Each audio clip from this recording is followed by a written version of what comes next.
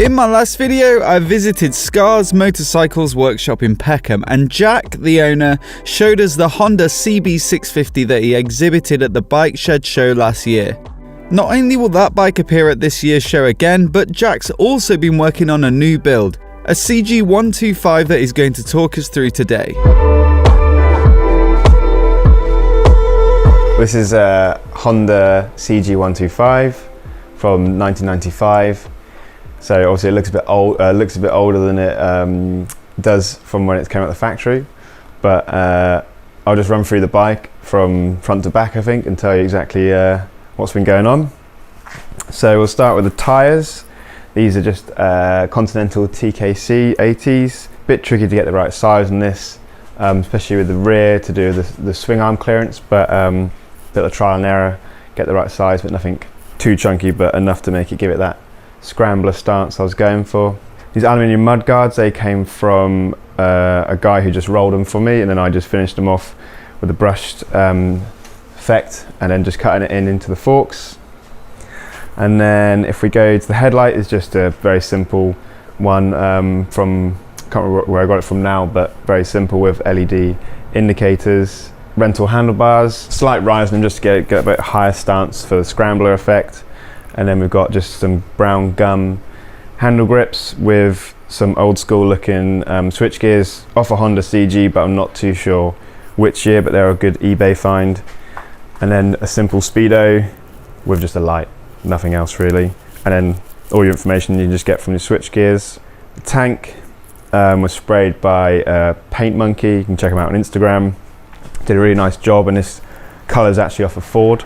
And just with a little black detailing, so that's kind of really nice how that just lines up with the seat, flows down, and then this seat just covered in leather, but that detail sort of lines up with the frame there. Powder coated frame. It's got a slightly sort of metallic look to it, and the engine's done the same as well. With that's pretty standard apart from the ram air filter and tweaking of the carb so that it can fuel the extra air going in. The exhaust is just a universal fit. Sounds quite throaty, just a little single thumper. And then what else we got? Again, we've just got another little aluminium tail tidy which incorporates the rear light and indicators. Again, they're just LED flashes. Re-chromed wheels, standard suspension, and just yeah, good polish as well. What made you choose to do the 125? Because you did a 650 first, so it's like a smaller capacity bike. Yeah. What was the reason you chose the CG? The CG was just to sort of mainly because it appeals to a wider market. A lot more people have, licenses. They can just jump on a 125 from a standard driving license, and especially in sort of places in London or other cities, it's just a nice little quick get around. And yeah, after working on the CB650, I just fancied something a bit simpler. But in actual fact, the same amount of work goes into this as the other custom. It's just a smaller engine. That's the only real thing, and you can pick it up with your hands instead of using cranes. Because you were saying there was a few things that were a bit like the carbs would be the thing that was easier. Or yeah, the carburetor's easier just to tune up because it's just a couple of screws. I didn't rejet it. There's only one of them, so you don't have to sync them all. Obviously, you've got 4 carbs, then you've got to sync them all. And generally, it's just easier and it's kickstart as well, not electric, so you're not worrying too much about where the faults are. It's just turn it over very simply. And yeah, it's just something I could an accessible bike really. You said it was a bit simpler than doing that bike. A lot of work still, but anything particularly difficult or unexpected that came up on it, or? Good question. Not really? Not really, no, because there is a photo on Instagram of like what this looked like beforehand, and it had this sort of just a horrible 90s sort of plastic wobbly sort of design at the time. And I suppose getting the fuel tank fitting right, because obviously underneath it's essentially the same bike as it was made in the 70s, but the way the fuel tank's mounted is different, so I had to like cut away the old mounting, drill a hole through the frame, and then put a new mounting, and just making sure it's all lined up correctly so that the lines are flowing, because it's quite easy to spot when someone just plonks a tank on the bike and expect it to look like a cool bike. It takes a bit of time to get all those lines flowing. Stuff like CXs have that kind of slightly upward tilt, and a lot of people kind of flatten those out and really changes the stance of poise the bike. of it. Yeah. Yeah, I mean, and a lot of people, they will then try and compensate it in other areas, like pushing the forks through the triple tree here to lower the front, but it kind of messes up the handling of the bike. So it's nice to keep it as standard as possible, without sort of fiddling around too much. If you're not going to go around the realms of, putting forks off upside down forks on it, or whatever you want to do. So it's still pretty much stock, apart from tank and obviously the accessories that go on it, like the suspension's the same, the swing arm's the same. Obviously the tires will change the handling, but sort of look I was going for, really. Yeah. Did you say the tank was from the original, or is it a different year? It's I don't know what year it's. I've got it second hand, so it's a bit impossible to say what year it came from. But it's the same tank as they put on, I suppose, of the early 80s, even the late 70s ones.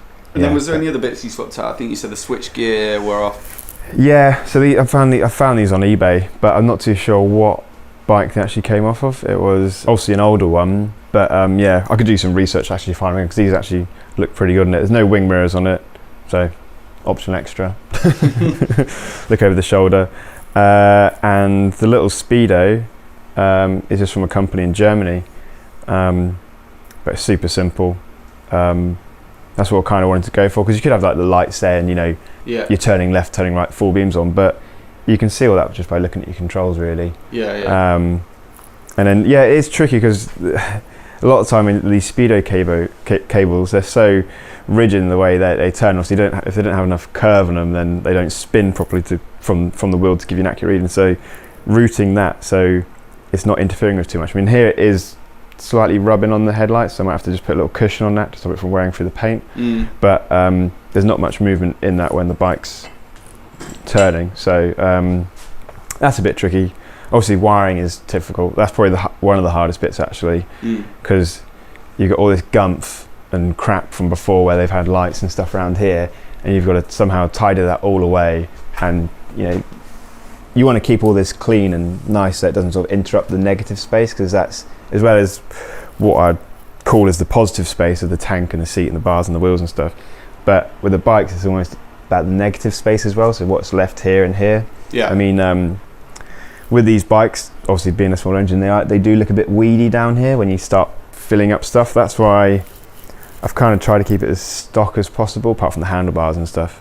Because if you start I don't know, I'm not a fan of putting clip-ons, and I'm probably gonna disgruntle people here, but with putting clip-ons and stuff, it's trying to be something it's not. Right. So it's not a powerful bike, so why am I going to make it look like a 650 or a 800cc motorbike?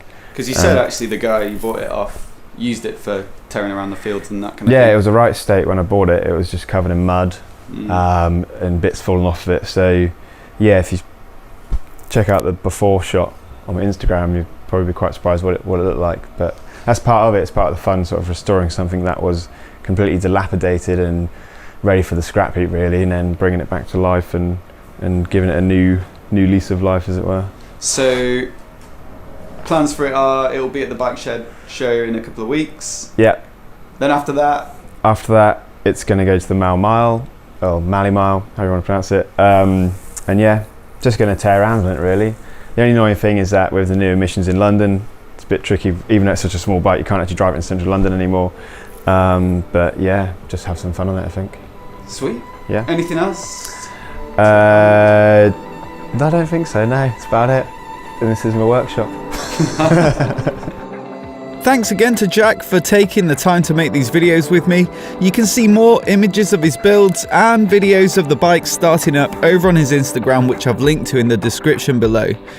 Let me know what you think of the bikes down in the comments. Personally, I think this CG125 is really tastefully done, and I think it'd make a great little urban runaround. And of course, if you're new here and you want to see more videos like this, click subscribe and I'll catch you next time.